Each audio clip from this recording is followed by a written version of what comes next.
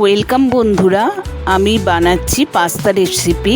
আপনারা স্কিপ না করে দেখতে থাকুন। এখানে আমি পাস্তা নিয়ে নিয়েছি 200 গ্রাম মতো, আর কিছুটা আদা, রসুন, পেঁয়াজ অল্প অল্প করে কেটে রেখেছি, গাজর আর বিনস কেটে রেখেছি। আর পাস্তাটা আমি বয়েল করতে দিলাম জলের মধ্যে, সামান্য নুন আর সামান্য তেল দিয়ে আমি পাস্তাটা দিয়ে দিয়েছি।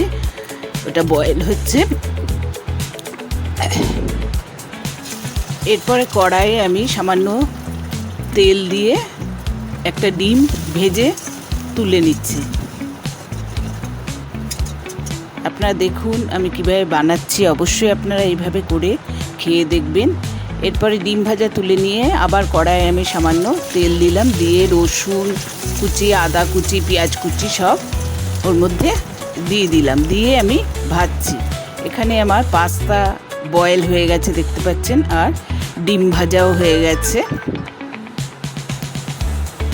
এরপরে কড়াইয়ের মধ্যে আমি গাজর আর বিনস যে কুচি করে কেটে রেখেছিলাম দিয়ে দিলাম, দিয়ে ভালো করে সব মিশিয়ে নিচ্ছি। দিয়ে আমি কিছুক্ষণের জন্য 5 মিনিটের মতো সব বয়েল হওয়ার জন্য ঢেকে রেখেছিলাম, যাতে গাজর, বিনস, পেঁয়াজ সব একসঙ্গে, আদা রসুন সব মিশে যায়। এরপরে এর মধ্যে আমি বয়েল পাস্তাটা দিয়ে দিলাম, সেদ্ধ করা পাস্তা দিয়ে দিয়েছি। দিয়ে ওখানে কিছুটা ম্যাগি মশলা, ম্যাগি একটা প্যাকেটের অর্ধেক মশলা দিয়েছি, চিলি সস দিয়েছি, সোয়া সস দিলাম, আর টমেটো সস দিয়েছি। প্রথমে সামান্য নুন দিয়েছি, স্বাদ মতো নুন এর মধ্যে পড়েছে, খুব অল্পই নুন দিতে হয়েছে, কারণ এখানে যেহেতু সোয়া সস পড়ছে নুন অল্প পড়বে। এরপরে ডিমের সে ভাজা যে করে রেখেছিলাম সেটা দিয়ে দিয়েছি, ডিম ভাজা